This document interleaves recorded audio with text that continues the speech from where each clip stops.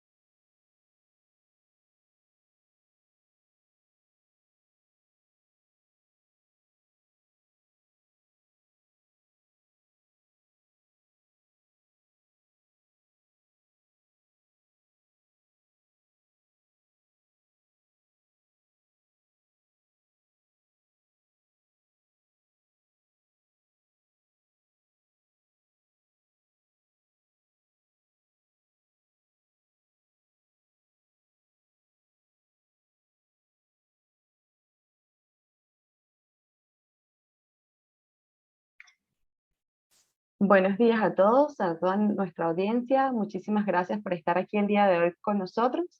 Voy a esperar unos 2 minutitos más para dar inicio a nuestro webinar de hoy, donde vamos a hablar de CryptoTalks y los insights sociales y los retos de las criptomonedas. Estos 2 minutitos es para esperar a que más participantes se conecten y a que uno de nuestros speakers pueda solucionar sus problemas de conexión, cosas que pasan en este mundo digital y del cual no podemos tener control. Muchísimas gracias.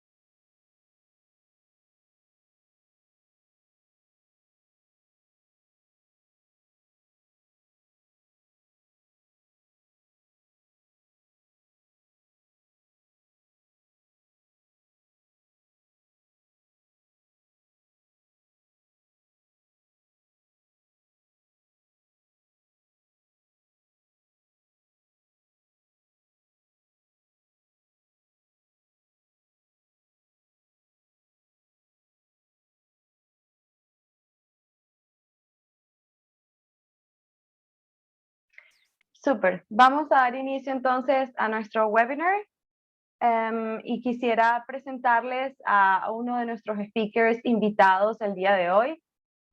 Mientras tanto, pues los otros dos solucionan sus temas de conexión, pero vamos a dar inicio para no demorar un poco más nuestro webinar. Muchísimas gracias nuevamente por estar en la mañana de hoy y en las tardes, los que se encuentran en España. Este webinar también incluía todo lo que era Latinoamérica, desde México hasta Argentina, e incluimos a nuestros amigos de España. Entonces, buenos días y buenas tardes a los que se encuentren del otro lado. El día de hoy contaremos, o esperemos contar con la presencia de 3 speakers invitados, 3 expertos en criptomonedas, en blockchain y en todo lo que involucra el mundo fintech. Uno de nuestros invitados es Carlos Bernos, uno de los que tiene problemas de conexión. Ellos son nuestros clientes desde Buda.com o Buda.com. Nuestro segundo speaker es Rosa María Orellana de FinTech Lab y el tercero Jorge Ortiz de Tantan, quien se encuentra el día de hoy con nosotros. Quiero hacerle una pequeña introducción a Jorge, quien cuenta con un excelente, vamos a llamarlo, con un background profesional increíble. De hecho, resumir su experiencia me costó muchísimo, pero bueno, vamos a ver si lo hice bien. Jorge, tiene más de 20 años de experiencia en el sector financiero, desempeñó varios cargos internacionales para el grupo Volkswagen, tanto en México como en España.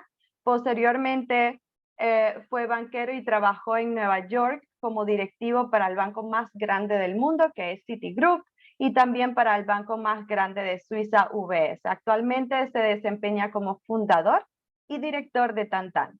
Está considerado como uno de los fundadores de la industria fintech a nivel internacional y como el mayor influencer fintech en Latinoamérica. Inclusive fue artífice de la ley fintech en México. ¿Y quién los va a estar acompañando el día de hoy? Stephanie Lemos. Yo voy a ser la host el día de hoy y estoy muy agradecida con todos los que se han registrado, y Carlos está casualmente incluyéndose en nuestro webinar, así que permítame presentárselos.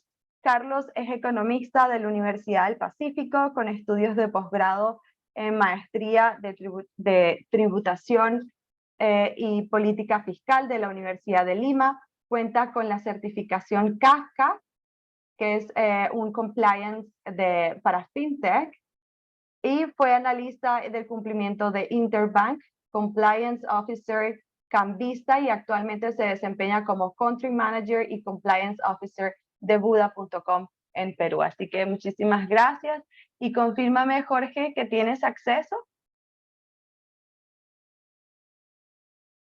Sí. Súper. ¿Y Carlos? Hola, ¿qué tal? Buenos días. Yo todavía no puedo prender mi video por alguna razón. Vamos a solucionarlo. En el proceso, vamos a presentar las compañías que nos acompañan el día de hoy. Está Buda.com, quienes son clientes de Talkwalker y cómo no invitarlos. Talkwalker es un mercado de criptomonedas que cuenta con presencia en Chile, Colombia, Perú y Argentina, y que probablemente o muy probablemente vayan a irse expandiendo por el resto de Latinoamérica. La misión principal de la empresa es expandir la filosofía cripto en Latinoamérica y ayudar a la región en que avancen en la adopción del blockchain o Bitcoin.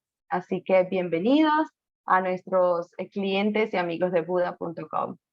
Tantan, como ya se los presenté anteriormente, tenemos a Jorge, y Tantan vino a revolucionar la era digital.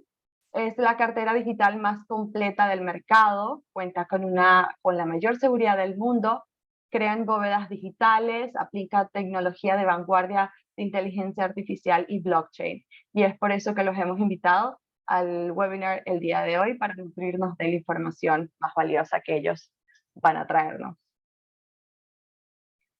Por supuesto, nosotros, Talkwalker, que es una de las cosas que mejor hacemos, es la aceleración de la inteligencia del consumidor. De hecho, somos la plataforma número 1 en Latinoamérica y globalmente. Lo que hacemos es inteligencia social, inteligencia del consumidor e inteligencia de mercado. Así que vamos a ver algunos insights que de nuestra parte hemos traído para todos ustedes. Nuevamente, bienvenidos. Tenemos muchísimos participantes, así que muy agradecidos con todos.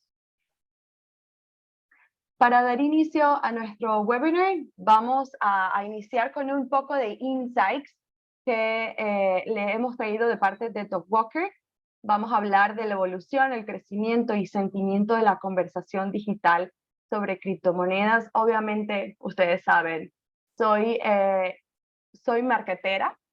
No soy especialista en blockchain y en criptomonedas, pero sí soy especialista en insights, así que de primera mano les traigo estos insights y luego conversaremos un poquito con nuestros speakers, ¿sí? Bueno, ¿qué podemos ver en estos insights? Básicamente vemos una gráfica de Latinoamérica, tenemos un poquito más a mano derecha España, que aunque no se ve bien, allí está también. Aquí estamos viendo el sentimiento de la conversación. ¿Y qué es decimos por sentimiento? Es toda esa conversación que suele tenerse en línea, tanto en las redes sociales, redes profesionales, blogs, sitios de reseñas. ¿Cómo está el sentimiento de la conversación en torno a ciertos tópicos en particular? Como países líderes con la mayor conversación en criptomonedas es Brasil. Obviamente Brasil es gigante en nuestro territorio. Pero sorprendentemente y positivamente lo siguen Colombia y Argentina con la mayor conversación. Esto no quiere decir que Colombia y Argentina tengan el mayor sentimiento positivo, tienen la mayor conversación. En estos tres países es donde suceden la mayor parte de las conversaciones en torno a blockchain, criptomonedas, NFT.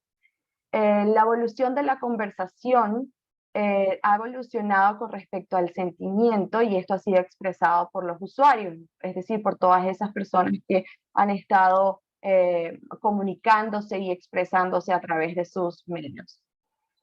Bolivia encabeza la lista de la conversación del sentimiento positivo sobre blockchain y criptomonedas. A eso le sigue Ecuador con 43%, pero están bien cerquita Bolivia y Ecuador.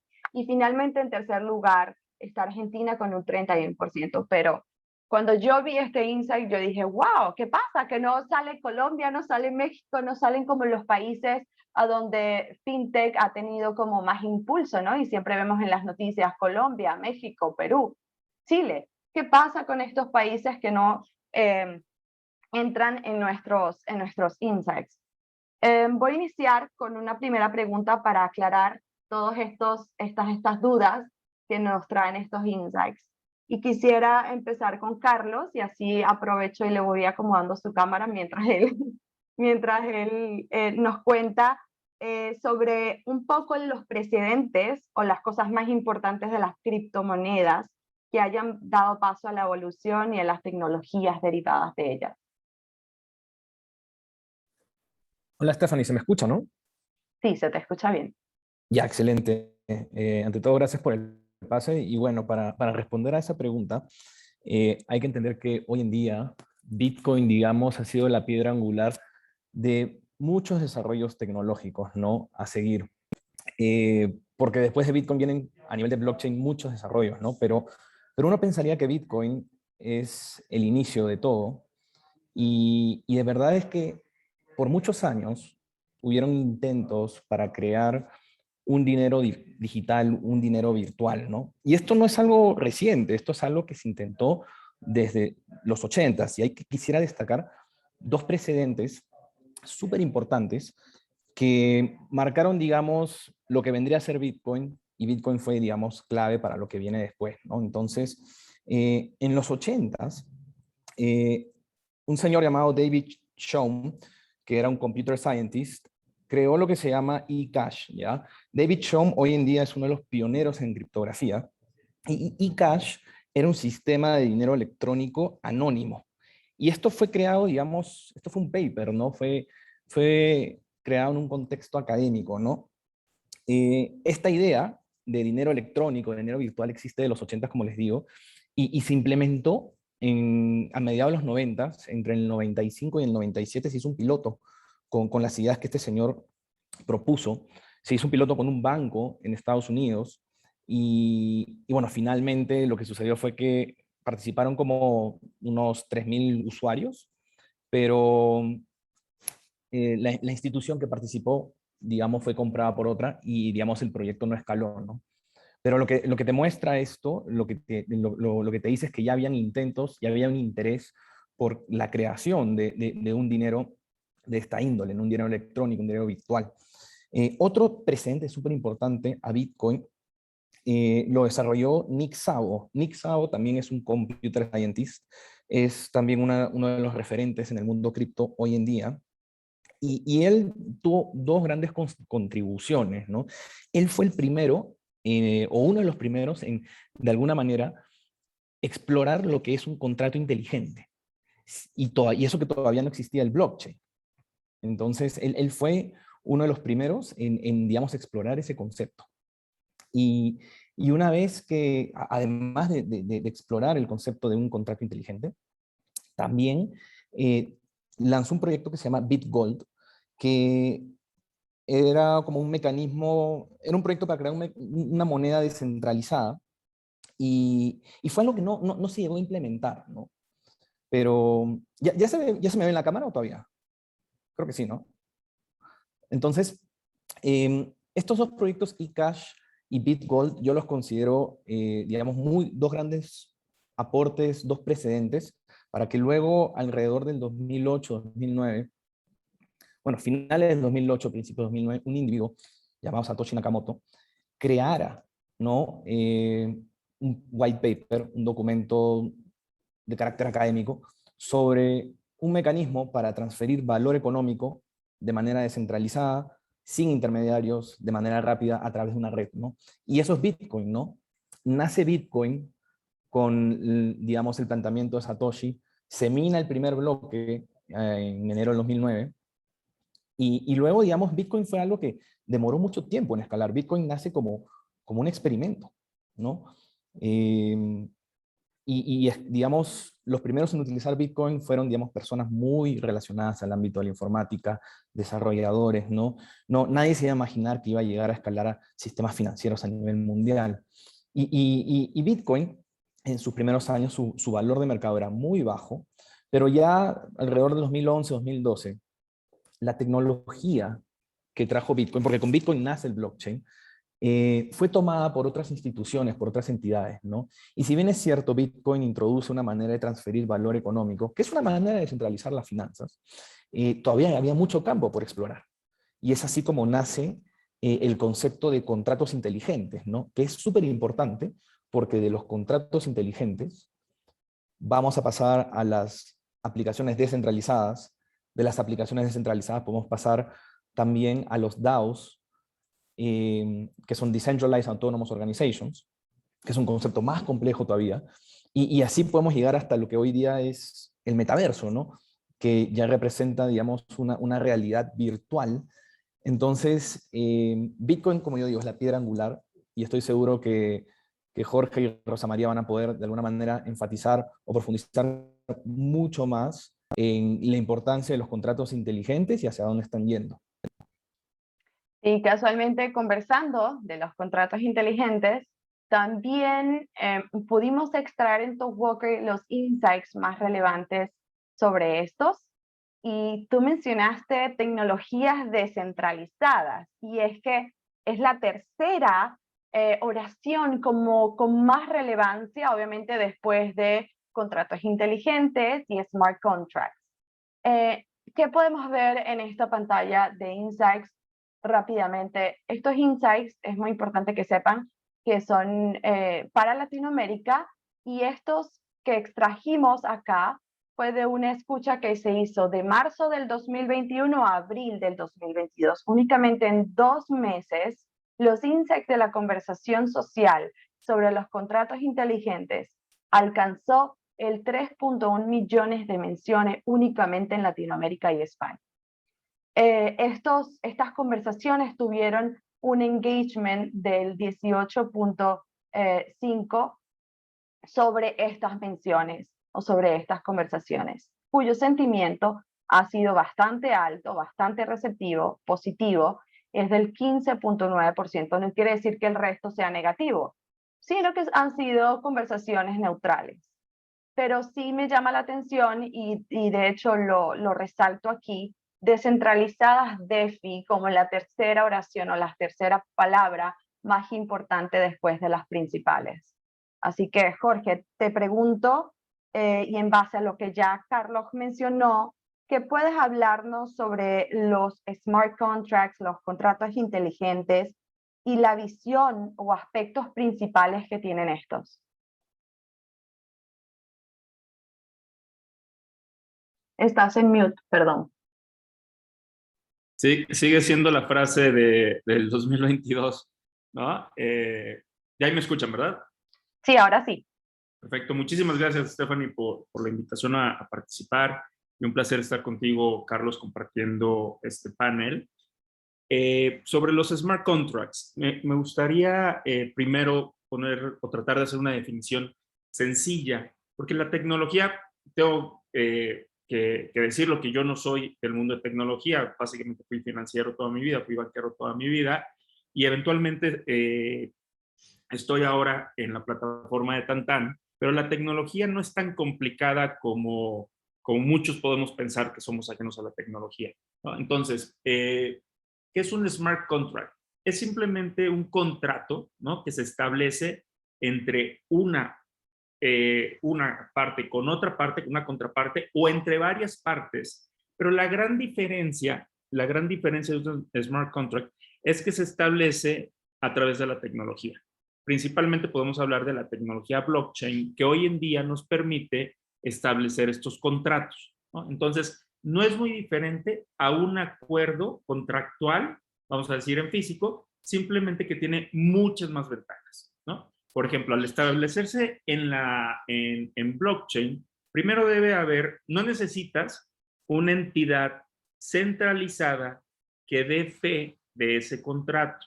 Por ejemplo, lo que conocemos en Iberoamérica como los notarios, ¿no?, o los fedatarios públicos, que ellos dicen, ok, Jorge quiere establecer un contrato con Pedro, y ellos dan fe que ese acto ocurrió. Ahora todo se establece a través de la tecnología. Se hace el código en donde se establecen las contrapartes. Es muy importante establecer quiénes son las contrapartes, que se identifican a través de su cartera digital, o lo que se puede traducir como un Decentralized ID, una identificación descentralizada. Pero esto viene siendo así: si yo me presento con un notario, tengo que presentar una identificación oficial para que él diga, ok, tú eres Jorge, ¿no?, y tú eres Pedro, poniendo una contraparte ficticia, y los dos nos identificamos. Para establecer este contrato, nos tenemos que identificar ambas partes con una cartera digital. Ok, entonces ya tenemos las contrapartes, y pueden haber más contrapartes, pero me voy a mantener con este ejemplo simple. Y luego se establecen los términos del contrato, ¿no? ¿Qué va a contener el contrato? Bueno, cuando suceda esto y esto, Jorge se compromete a esto, ¿no?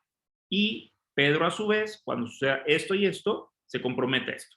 Están las obligaciones y los derechos estipulados.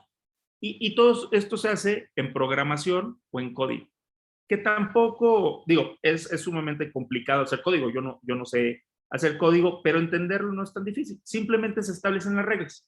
Voy a poner un ejemplo, pensando en que la mayoría de la audiencia o parte de la audiencia no son tan expertos. Es como si hicieras en un Excel un silogismo, ¿no? Haces una regla, una función en Excel, en donde le pones varios parámetros, ¿no? Si pasa esto, haz esto, ¿no? Por ejemplo, la función de if en Excel. Entonces, ya un poquito más complicado es lo que se establece en el contrato inteligente. Este contrato inteligente, una vez que se programa, que se estipulan las cláusulas, eventualmente se sube a blockchain, y es ahí donde se convierte en un contrato inmutable. Es decir, a partir de ese momento, cuando ya se crea el bloque, digamos cuando se sella, ya no puede ser alterado por ninguna de las partes, y de manera automática el contrato se ejecuta cuando se van cumpliendo las obligaciones que se establecen en el contrato, ¿no? Entonces, dos características principales que hay que recordar en la etapa que estamos en la tecnología hoy de los contratos inteligentes, porque yo creo que estamos en el inicio apenas de los contratos inteligentes, es que no necesitas una contraparte central que dé fe, por eso se le llama que son descentralizados, y que eventualmente, una vez que se establecen los términos, será ejecutado por la tecnología. Entonces no hay repudio de las partes. No es como decir, oye, ya sucedió esto, pero ahora Pedro no me quiere pagar, ¿no? Simplemente el contrato se va a ejecutar y tú vas a recibir el dinero, si fuera un contrato donde hay una prestación monetaria, de parte de Pedro, porque ya está establecido en el contrato.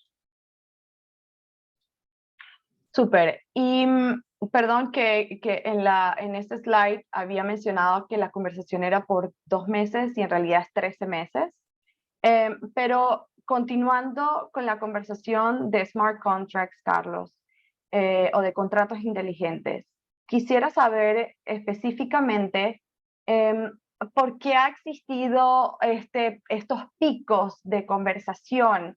O sea, ha sido exponencialmente en 13 meses de pasar de una conversación normal a conversaciones que tienen mucho mayor engagement, que no nada más lo habla un nicho o personas que básicamente están relacionadas a los contratos inteligentes, sino que ya lo está hablando muchas más personas. Por ejemplo, en esta slide que vemos aquí, en 7 meses pasamos de tener 42,000 menciones o comentarios digitales en línea a 110,000. O sea, hubo un incremento del 61.8% de la conversación. ¿Esto a qué se debe? Pues yo creo que hay dos respuestas a esa pregunta, ¿no? Lo primero es que hay mucho más desarrollos hoy en día en DeFi de lo que habían en años anteriores, ¿no?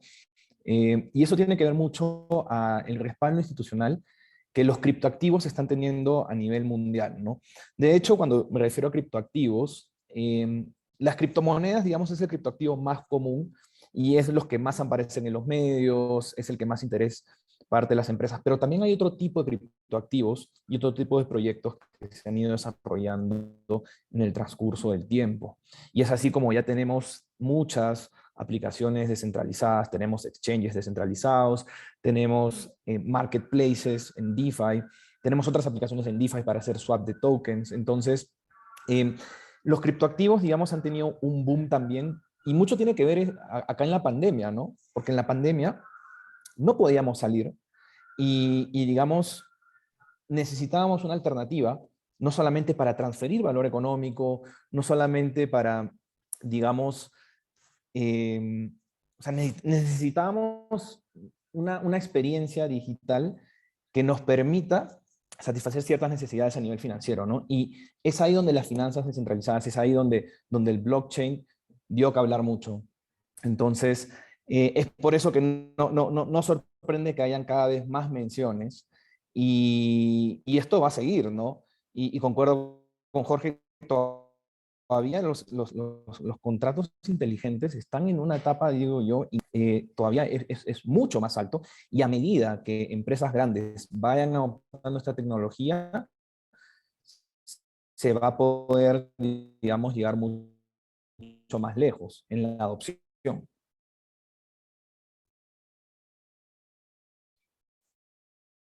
Vale, muchísimas gracias por su respuesta. Ahora, lo que observamos en pantalla como parte de un insight un poco más diferente son los conversation clusters. Por supuesto, nuestra audiencia es variada y necesito definir o comentarles qué son los conversation clusters. Básicamente son los temas de conversación que están alrededor de, o los subtemas de conversación que están alrededor de las criptomonedas y NFTs. Particularmente en este Conversation Cluster, la escucha se hizo de noviembre del 2021 a marzo del 2022 y tuvimos 3 temas principales con múltiples subtemas. Dentro de los principales están las billeteras virtuales. Como secundario tenemos el tema todo lo relacionado a las criptomonedas. Y cuando digo todo, ahí están todas las criptomonedas, está desde Bitcoin, Ethereum y otras muy importantes. Y como tercer tema, por supuesto, los NFTs y el metaverso, que se han convertido en un hot topic en Latinoamérica.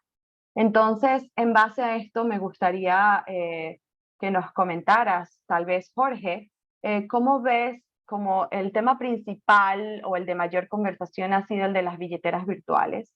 ¿Cómo ves el tema de las billeteras virtuales, la evolución, las criptomonedas, metaverso, los desafíos que hoy en día encontramos en estos 3 temas? Claro, Stephanie, muchas gracias. Digo, es un tema bastante amplio y profundo, pero sobre el tema de billeteras virtuales, yo creo que ese es como tu boleto de entrada al mundo blockchain, ¿no? Si bien existen otras formas que lo puedes hacer desde lo individual, si sabes programar, pues lo más conocido y aparte de fácil acceso para la población en general es tener una billetera virtual. Esto simplemente consiste en crear un usuario, ¿no? O es como crear una cuenta dentro de este mundo blockchain. Puedes tener diferentes carteras para los diferentes blockchains, pero me voy a mantener hablando de blockchain como concepto. Entonces, tú creas una billetera, la cual te va a permitir interactuar en el mundo blockchain. Lo que veníamos, vamos a decir, desde hace probablemente un par de años hacia atrás, que era lo más conocido, que era el tema de criptomonedas que mencionaba Carlos, que es como inicia todo este gran boom, pues necesitabas una billetera para eventualmente poder comprar y tener tu saldo en las diferentes criptomonedas, ya sea Bitcoin o cualquier otra moneda de tu elección.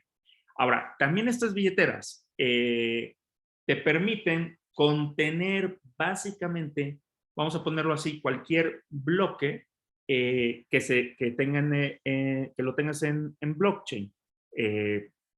Entonces, ahora con el tema de los NFTs y el metaverso, pues obviamente también puedes utilizar esas billeteras para contenerlos.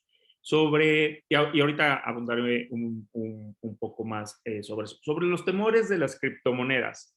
Yo creo que las criptomonedas, si bien, por ponerlo de esta manera, tecnología blockchain, que es la base de todo, yo creo que es una tecnología espectacular, sí creo que es una tecnología muy robusta y creo que nos está llevando a tener cambios muy interesantes dentro de diferentes aspectos, no nada más de lo económico, sino también en la interacción social y cultural, ¿no? Entonces, blockchain como tecnología siempre la admiro. Una capa arriba es el tema de las criptomonedas. Okay, se utiliza el blockchain para crear criptomonedas, ¿no? Y esas pueden ser de diferentes tipos. Básicamente lo que primero se conoce que es Bitcoin o las demás monedas que se conocen como monedas alternativas. Entonces ahí tenemos que hacer una diferencia entre el dinero común y corriente como lo conocemos, que en este mundo se llama el fiat o dinero fiduciario, y las criptomonedas independientes, que son estas monedas creadas que no obedecen, no son creadas por ningún gobierno o por ningún banco central, ¿no? Adicionalmente sale un concepto nuevo hace unos años para acá que apenas se está implementando, pero ya hay implementaciones que son los CBDCs, que es Central Bank Digital Currency. Estos CBDCs son criptomonedas, es decir, es moneda o dinero digital encriptada. Ese es el significado de criptomoneda. Es una moneda encriptada, ¿no? En este caso con tecnología blockchain. Y muchos bancos centrales, algunos ya lo han aplicado, como por ejemplo, creo que un caso muy interesante a seguir, porque ya hizo pilotos en más de 200 ciudades, es China, e inclusive a los atletas olímpicos de las recientes Olimpiadas de Invierno, les permitió poder hacer operaciones con su criptomoneda o la moneda emitida por el Banco Central Chino. Y hay otros países, principalmente en Europa, en donde la marcha va de manera muy acelerada para poder ya tener también su criptomoneda. Estados Unidos, el presidente Biden acaba de firmar una orden ejecutiva para la exploración e investigación y que le lleven conclusiones, ¿no?, de cuándo Estados Unidos debe empezar a crear su criptomoneda, y el resto de Latinoamérica también ya ha dado vestigios de esto, ¿no? Recientemente el Banco de México anunció que está construyendo las etapas necesarias y más o menos tienen esperado que para el 2025 México podría tener su CBDC, ¿no? La criptomoneda emitida por el mismo banco. Ahora, ¿por qué los temores? Y en el caso de los temores me quiero enfocar más hacia las criptomonedas alternativas o los altcoins. Yo creo que una es un poco el miedo a lo desconocido, el miedo que siempre implica una tecnología nueva, decir, oye, ok, yo voy a comprar este activo virtual, en este caso que hay mucha gente que le quiere llamar moneda, pero ¿qué va a pasar? O sea, ¿algún día va a desaparecer de mi celular? O yo tengo, o si desaparece, ¿a quién le puedo reclamar? O simplemente, por ejemplo, de lo que casos que han pasado en la vida real, es que la gente olvida su contraseña, que eso es algo muy, muy importante, que la gente que quiera abrir una billetera virtual debe de saber muy bien cómo se maneja esa contraseña, porque si la pierde, no hay forma de poder recuperarla, ¿no? Hay personas que han perdido, como perdieron la contraseña, no pueden entrar a su cartera y básicamente dan por perdido, aunque está ahí, cientos de millones de dólares que tenían ya almacenados en patrimonio. Es por un lado. Y por el otro lado, más de lo que se comenta es la volatilidad, ¿no? Yo creo que efectivamente, y esto simplemente son estadísticas y números, que las criptomonedas alternativas, ¿no?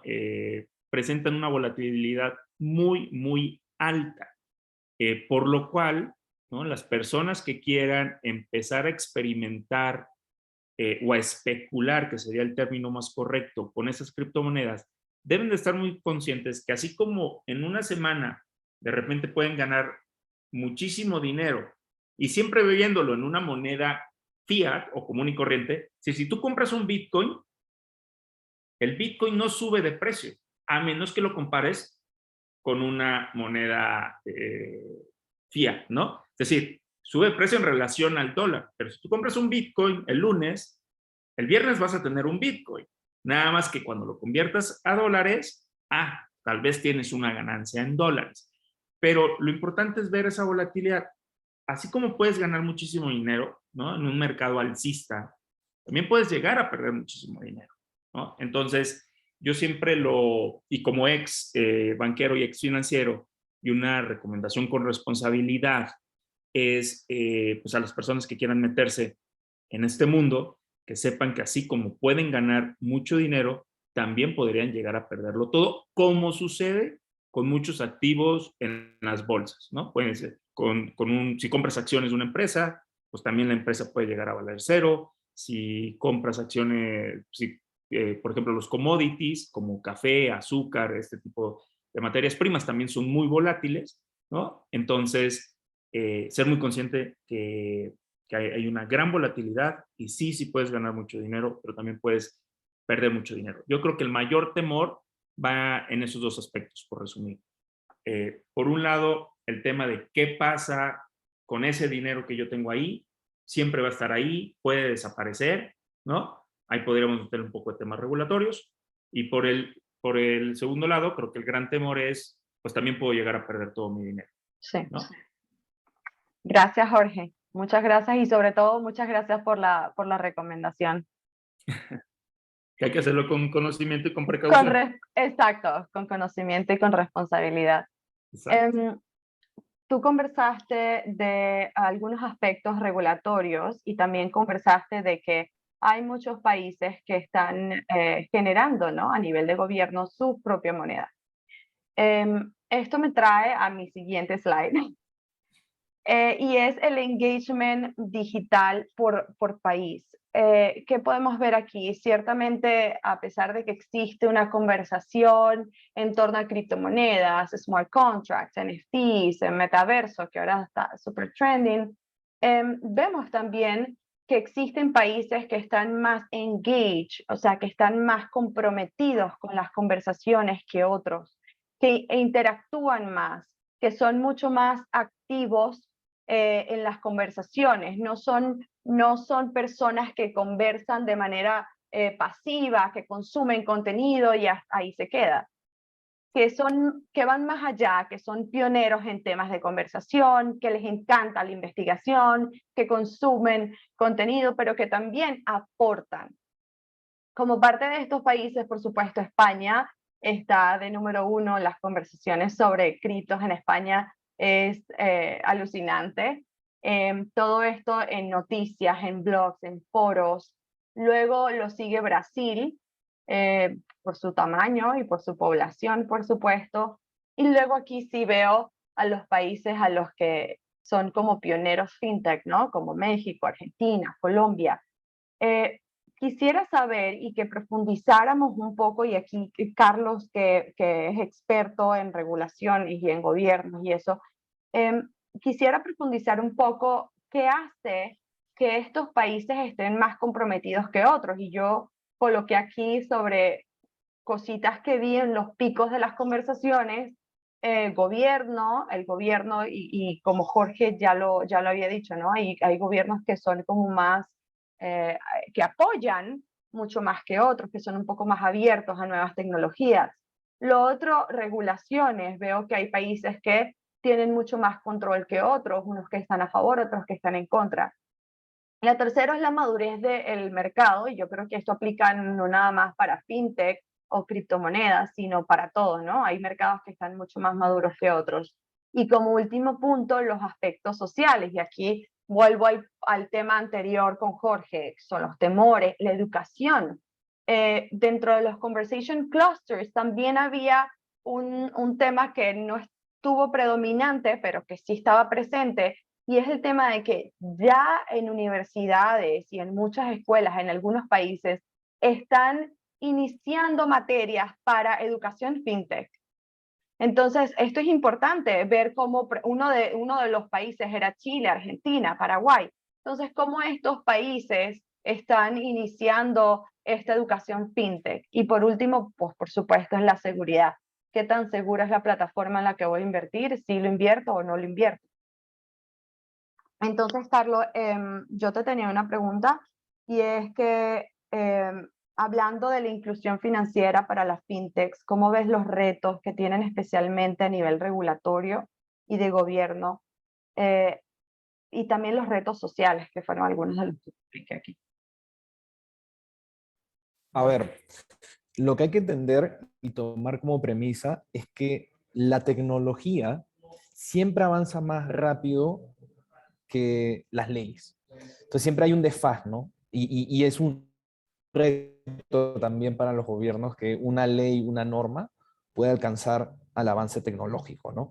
Creo que a nivel de fintech, la parte más difícil ya pasó en Sudamérica, bueno, o en Latinoamérica, en el sentido de que las primeras fintech entraron a competir contra instituciones más tradicionales, ¿no? Que estaban debidamente reguladas. Y las primeras fintech no tenían un respaldo regulatorio, ¿no? Y es ahí donde había cierto temor por parte de los consumidores, ¿no? Porque hay ese mito de que si no está regulado, entonces es menos seguro, ¿no? Pero ¿qué es lo que pasa con la fintech? ¿Y cuál es el valor agregado que traen a la mesa, ¿no? La fintech de por sí traen soluciones a nivel financiero, ¿no? Imagínense una gran institución como un banco, ¿no? Un banco puede ofrecer créditos, puede ofrecer interés por los ahorros, puede ofrecer tipo de cambio, ¿no? Tiene muchas patitas, muchas vertientes, ¿no? Imagínense que tú separas a cada vertiente y la vuelves una empresa, ¿no? Y esa empresa se enfoca más en optimizar los procesos, ¿no? Y ese es el valor que trajeron las fintech a la mesa, ¿no? Las fintech profundizaron los procesos de una perspectiva digital, los hicieron más directos de cara al consumidor y comenzaron a ofrecer una experiencia de usuario mucho mejor. Es ahí donde las fintech le sacaron, desde mi perspectiva, mucha ventaja a las instituciones más tradicionales del sistema financiero, ¿no? Esta experiencia de usuario a través de la digitalización, a través de soluciones vía canales digitales, fue lo que de alguna manera, a pesar de que no tuvieran una regulación, pudieran salir adelante, pudieran subsistir, pudieran conseguir capital, que también es una parte muy desafiante de la fintech, porque claro, tú puedes tener una propuesta tecnológica muy interesante, pero finalmente si no tienes el capital que lo respalde, no puedes escalar, ¿no? A nivel de Sudamérica, por ejemplo, hay muchos países donde no hay una regulación fintech, ¿no? Y es ahí donde las fintech han tenido que incorporar buenas prácticas internacionales en distintos aspectos, ¿no? Como por ejemplo en el ámbito del compliance, ¿no? Un caso que yo destaco mucho es el caso de Chile, donde se está haciendo una ley fintech, una ley general que es muy amplia, que abarca muchos tipos de negocios, y en el caso de las criptomonedas o criptoactivos, esta ley fintech le va a dar un respaldo institucional que antes no tenía, ¿no? Y va a cambiar mucho el mercado, porque el tema de criptomonedas y criptoactivos en Chile no comenzó, digamos, de la mejor manera, ¿no? Había mucha mucha oposición por parte de entidades tradicionales, ¿no? Pero hay otros escenarios donde no tenemos una regulación y ahí se incorporan las buenas prácticas, ¿no? Y eso es algo, al menos que yo destaco de Buda.com, que desde sus inicios, desde su fundación, fue una empresa que, además de poder consolidar un negocio innovador, también miró el mercado, miró cuáles eran las buenas prácticas internacionales que estaban ahí y las incorporó a su modelo de negocio, ¿no? Buda.com tiene 7 años en el mercado y en esos 7 años siempre hay una mejora constante, ¿no? Y eso creo que es el corazón de una fintech, ¿no? Es incorporar, digamos, eh, procesos más ágiles, muy orientados al usuario, utilizar canales digitales y de alguna manera, a través de las soluciones que han brindado las fintechs, han superado estos temores, principalmente el que no hay una regulación.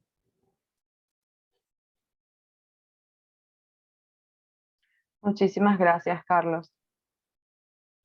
Y aquí voy a tocar un tema controversial. Me encantan las controversias a nivel digital.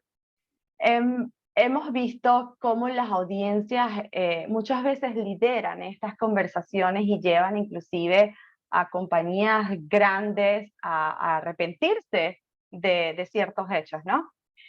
Lo aterrizo a fintech, más o menos, y la volatilidad que tú mencionaste anteriormente, Jorge, es como efectivamente las audiencias digitales juegan un papel crucial en el comportamiento del mercado. Pongo estos ejemplos que son icónicos y que los conversaba yo en la preparación de estos temas con Carlos, y fue cuando algún influencer o sponsor pues hace alguna mención, pues por supuesto las conversaciones se disparan a unos volúmenes increíbles, pero también vemos cómo se dispara el precio de esa criptomoneda. Esto pasó con el tema de Dogecoin y cómo vemos el comportamiento, y esto todo es a nivel social, ¿no? Cómo estas conversaciones suben simple y sencillamente con un par de tweets, y sucedió lo mismo hace un par de días cuando Elon Musk anunció que iba a comprar Twitter. El precio de la moneda subió 20% simplemente con el anuncio de la compra de Twitter, que uno piensa que son hechos aislados, pero ¿cómo hemos visto o cuál es el papel que ustedes han visto de las audiencias digitales en el comportamiento fintech? Y esto pueden responderlo Jorge o Carlos, cualquiera de los dos, o los dos.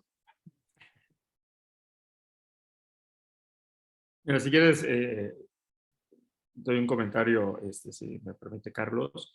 Yo creo que es, como tú mencionas, y esto es un fenómeno que hay que analizar de manera muy interesante y es muy simple, ¿no? Lo que tú acabas de decir. Sale un gran personaje como puede ser Elon Musk y tiene el poder brutal de mover diferentes monedas, ¿no? Lo cual, si lo pensamos en la economía o en las monedas como las conocemos, pues difícilmente un personaje, por decirlo, el presidente de algún país, con algún comentario atinado o desatinado, favorable o desfavorable, se mueve de manera tan drástica una moneda de un país, ¿no? Sin embargo, el tema de las criptomonedas también está ligado, porque vivimos en un mundo conectado, por ejemplo, a estos grandes influencers, ¿no? O sea, crean influencia sobre las personas, se desatan los comentarios en redes, ¿no? O en las audiencias digitales, como tú mencionas, y esto lleva, digo, es positivo y negativo, ¿no? Porque hemos visto comentarios o tweets de ahora el dueño de Twitter, de Elon Musk, que hace un comentario positivo y la moneda tiene un repunte espectacular, pero también cuando, por ejemplo, comentó que no iba a aceptar bitcoins por el tema ambientalista, pues también tira la moneda, ¿no? Entonces hay que recordar que todo eso se traduce en la volatilidad y que puede traducirse en el patrimonio de las personas, ¿no? Otro gran ejemplo que tienes ahí es de Bitso, que orgullosamente es una empresa mexicana y amigos desde hace muchos años en este tema de la implementación de un ecosistema digital, y están haciendo grandes cosas, ¿no? Están haciendo grandes cosas, sin embargo, digamos, pequeñas noticias, ¿no? Tal vez tienen un eco en las audiencias digitales mucho más allá, ¿no? O sea, se traducen en aspectos mucho más relevantes, como cuando tiras una gota de agua, ¿no? Que produce, ¿no? Olas a un universo o a un espectro mucho más amplio, ¿no? Yo creo que todo este mundo, definitivamente, gran parte de la interacción de este mundo es definitivamente en las audiencias digitales, ¿no? Todo lo que pasa, tanto en criptomonedas, ahora con los NFTs muy en boga, pues todo se maneja en audiencias digitales, ¿no? Entonces siempre hay que estar muy pendientes y ustedes hacen una gran labor en Talkwalker al analizar todos sus comportamientos, ¿no? Que creo que sin duda hay que estar muy pendiente de todo lo que pasa y lo que se dice y cómo se va transmitiendo, porque también puede luego suceder que como decimos en México, se convierte en un teléfono descompuesto. Se dijo una cosa, ¿no? Y ya después de un tiempo ya se está hablando de algo completamente diferente, ¿no? Entonces, bueno, también hay que saber analizar el contenido o el mensaje real que se quiere dar en las audiencias digitales. Y Jorge, y yo comparto también la misma opinión que tienes. De hecho, las audiencias digitales juegan un rol clave que pueden influenciar en la demanda de un criptoactivo, ¿no? Y eso, por ejemplo, se dio el año pasado, justo con el ejemplo que mencionaste, ¿no? El de Elon Musk, cuando Elon Musk dijo en mayo, oye, ya no puedes comprar Teslas con Bitcoin, hubo un efecto dominó donde hubo gente que comenzó a vender sus Bitcoins masivamente, ¿no? Y ahí hubo un tema de audiencia digital, ¿no? Y lo que nunca la gente analizó es que Tesla nunca retiró la inversión de $1.500 millones en Bitcoin, ¿no? Y vemos cómo un comentario de una persona generó, digamos, una reacción en cadena que llevó que el precio de valor de mercado de Bitcoin, que estaba por el rango de los $55.000, llegara a bajar hasta los 30.000, ¿no? Ahora, se juntaron otros temas como las restricciones de China, y la posible reforma tributaria de Joe Biden, ¿no? Se juntaron muchos temas en una semana, pero es un claro ejemplo de cómo las audiencias digitales pueden influenciar en la demanda de un criptoactivo, ¿no? Ahora, esta volatilidad siempre hay que tener en claro que en el corto plazo el impacto de una audiencia digital va a ser muy fuerte, pero en el largo plazo la volatilidad, digámoslo así, tiene una tendencia más suave, ¿no? Depende cómo veamos las fotos, pero sí concuerdo, el rol de las audiencias digitales es clave y, digamos, el trabajo que hace Talkwalker, por ejemplo, cuando haya un tweet de una persona importante o cuando haya algo que sea muy trending, puede de alguna manera darte indicios de cómo se puede comportar la demanda de un criptoactivo. Y cuando eso suceda, pues generar ciertas estrategias a nivel de empresa para sopesar esa información o minimizar esa ola expansiva que se quiera generar, ¿no? Desde ese punto de vista es que nosotros siempre lo hemos manejado en Talkwalker. Pero bueno, siguiendo con nuestros temas de conversación, y aquí ustedes son los expertos, lo he dicho desde que me propusieron hacer este webinar.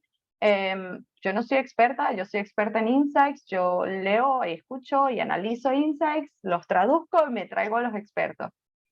Que acá en esto vemos el comportamiento del mercado una vez más a nivel digital, las monedas populares en Latinoamérica. Esta conversación la hicimos desde marzo del 2022 a abril, o sea, un periodo de tiempo bien corto, porque si nos vamos a un periodo de tiempo muy largo, vamos a ver subidas y bajadas que realmente no nos interesa. Efectivamente vemos que Bitcoin es la moneda favorita de las comunidades digitales en Latinoamérica y España, seguida por Ethereum, que obviamente sabemos porque Ethereum es la segunda más popular, y aquí venimos nuevamente con el tema de NFTs y metaverso. Y una que yo no tenía en el radar, pues por supuesto no soy experta, pero es Solana, ¿no? Ha crecido en popularidad y ocupa la tercera posición dentro de las dentro de las monedas más populares de Latinoamérica. Y ustedes como expertos, me encantaría que le dieran un consejo para las empresas fintech que ahorita se encuentran en crecimiento en Latinoamérica.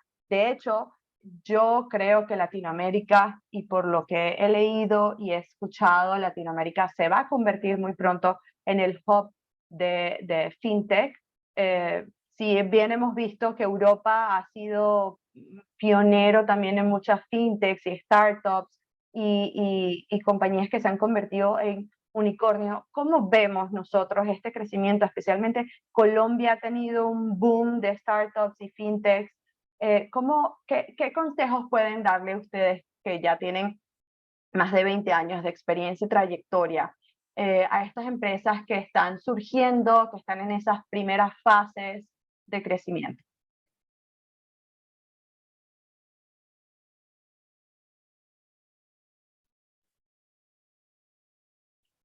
Pues yo daría dos consejos, ¿no? La clave es traer una solución, es una solución que genere valor para el usuario. Cuando uno hace una fintech, no solamente la hace para generar rentabilidad, ¿no? La hace para traer una solución a la mesa, ¿no?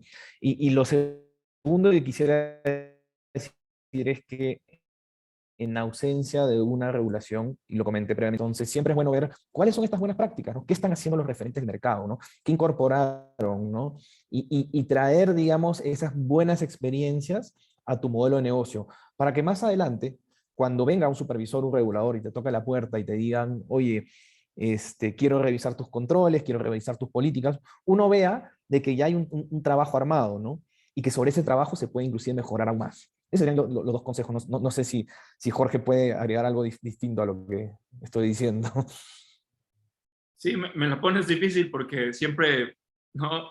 Opinar después de un experto. Pero mira, algo adicional, y yo lo he mencionado en varias ocasiones, yo creo que FinTech como industria todavía tenemos una deuda con el mercado o con la población. Y me refiero a la gran promesa FinTech, ¿no? La gran promesa FinTech, que en términos generales, ¿no? Variará de país a país, pero es mayor inclusión financiera, menores costos, acceso, ¿no? Por el lado de acceso, creo que sí se está cumpliendo, ¿no? No al ritmo que esperábamos, pero vemos un gran crecimiento de las empresas fintechs. Eh, pero para mí lo que más me preocupa, porque así veo yo el éxito de las fintechs, es cuando sepamos trasladar ese valor a la población. Es decir, cuando realmente hagamos una inclusión financiera, y esto es no atacar al mismo mercado que los incumbentes, ¿no? Porque muchas fintechs, por ejemplo, en el segmento de otorgar una tarjeta, pues están peleando la misma cuota de mercado, ¿no? Con un sistema mejorado, con mayor user experience, etcétera. Pero el chiste es realmente poder llegar a la gente que no ha tenido acceso a servicios financieros, que en Latinoamérica padecemos mucho de esto, y particularmente en México somos uno de los peores países en Latinoamérica en inclusión financiera, de acuerdo al Banco Mundial. Entonces, y en los créditos, pues también vemos que ya hay más acceso a crédito. Acceso lo veo bien, va con una tendencia positiva y buena, pero también me preocupan las altas tasas de crédito, ¿no? Entonces, para mí, consejos hacia las empresas fintechs es, hay que llevar el verdadero valor hacia la población. Que el verdadero valor, obviamente, algo muy principal, y pensando en la base de la pirámide, es traducirlo a mejores precios, ¿no? Es decir, disminuir las tasas en cuanto a pagos, lo que paga un comercio por recibir un pago digital o un pago con tarjeta todavía siguen siendo muy altas. Lo que paga una persona por adquirir un crédito, a pesar de que lo haga a través de una fintech, creo que todavía siguen siendo altas. Entonces hay que traducir eso hacia el público. Una cosa es precio y desde luego la experiencia, que creo que en eso sí se está cumpliendo, ¿no? Pero bueno, yo sí espero ver un mercado mucho más competido, ¿no? En los temas de poder realmente ayudar a la población. La población debe obtener el mayor valor de tu empresa para que tu empresa crezca y permanezca, ¿no? Porque, pues, a ver, muchas empresas fintech están creciendo, probablemente por los grandes levantamientos de capital. Como tú mencionabas, Stephanie, sin duda, hoy en día Latinoamérica, en muchas publicaciones a nivel internacional, se está convirtiendo en el hub tech. O sea, las inversiones en tech en toda Latinoamérica es brutal. Y de todo tech, o sea, todo lo que puede ser tecnología, fintech tiene un porcentaje enorme de ese segmento en cuanto a captación de inversiones. Entonces sí se están dando los crecimientos, creces, pero luego te tienes que mantener, ¿no? Y para mí el secreto de mantenerse va a ser cuando realmente tú le puedas entregar un valor claro hacia la población. Y termino con esto en el tema de claridad. Yo creo que hay que empezar a ponerle números a las cosas, o será por mi background financiero. Muchas veces te dicen, por ejemplo, en el tema de remesas, en los temas de esta plática de criptomonedas, muchos hablan de la posibilidad de hacer remesas a través de las criptomonedas, y sí es un muy buen sistema, pero la conversación siempre es que los jugadores tradicionales de remesas te cobran porcentajes altísimos, que eso es un dato y estoy completamente de acuerdo. Es exorbitante lo que realmente quitan de la bolsa de las familias que reciben remesas. Pero me gustaría ver los números de las fintechs, porque dicen, nosotros lo hacemos a menor costo, pero menor costo, si yo cobro 10 y tú lo das a 9, pues es menor costo, pero pues en realidad no estás solucionando el problema. A mí me gustaría decir, a ver, una transacción en Bitcoin para hacer una remesa, todos los costos reales que implica para una familia, si una empresa tradicional está en 10, fíjate cómo aquí lo podemos hacer en 1, porque hay costos. Ojo, no es gratuito, ¿no? Entonces creo que esa claridad también se la merece nuestra población, que muchas veces ha sido explotada digo, la banca más rentable del mundo está en Latinoamérica, o por lo menos en México, ¿no? Entonces creo que esa transparencia también se la merece nuestra población. Y empecemos, los que estamos en el ecosistema fintech, por dar ese ejemplo de transparencia, de completa apertura, y nuevamente pensar primero en nuestros usuarios. Y así yo creo que nos vamos a mantener en el tiempo. Muchísimas gracias a los dos por los consejos. Estoy segura que nuestra audiencia los va a valorar. Quiero pasar finalmente a un slide que me envió nuestros clientes y amigos de Buda.com, y es básicamente cómo Talkwalker los ha ayudado, y aquí cito a Miguel Malermo, quien es el Digital Content Specialist de Buda.com. Dice, Talkwalker nos ha ayudado a mapear el sentimiento hacia nuestra marca. Esto va más allá de solamente saber cuándo nos mencionan en relación a qué hashtag, sino a qué hora también entendemos quiénes, por qué y para qué nos mencionan en un ecosistema que está creciendo, como ustedes también lo mencionaban. Nos ha servido para determinar uno de los desafíos más grandes que tenemos para con nuestra comunidad, que es la entrega de valor, y esto lo identificamos porque sabemos que nuestra comunidad recibe una utilidad a partir de nuestro contenido. Y va muy alineado a lo que ustedes mencionaban, que es ofrecerles valor a las audiencias, transparencia a las comunidades y pues por supuesto solventar una necesidad verdadera que estas audiencias tengan. Tenemos muchísimas preguntas en el Q&A. Sin embargo, no nos va a dar tiempo de responderles por ser pues respetuosos con el tiempo de las demás personas, pero tengo muchas preguntas orientadas hacia ti, Jorge, y otras hacia ti, Carlos. Yo se las voy a hacer llegar vía correo electrónico y a estas personas pues serán respondidas acorde a quienes le hayan hecho la pregunta. Disculpen por empezar un poco tarde nuestro webinar, pero hay cosas que se salen totalmente de nuestro control, particularmente en este mundo digital. Muchísimas gracias, Jorge y Carlos, por haber venido, llegado y haber sido partícipe de esta primera experiencia Crypto Talks en Latinoamérica. Fue un reto, la verdad, pues buscar los insights de algo que, a pesar de que todo el mundo habla de ello, pocos, y se los digo con propiedad, pocos tienen la experiencia que ustedes tienen, y cuando digo ustedes me refiero a Tantan y a Buda.com y a todo el equipo que ustedes conforman. Así que muchísimas gracias por su sí y por la participación el día de hoy. Y muchísimas gracias a los que estuvieron presentes el día de hoy.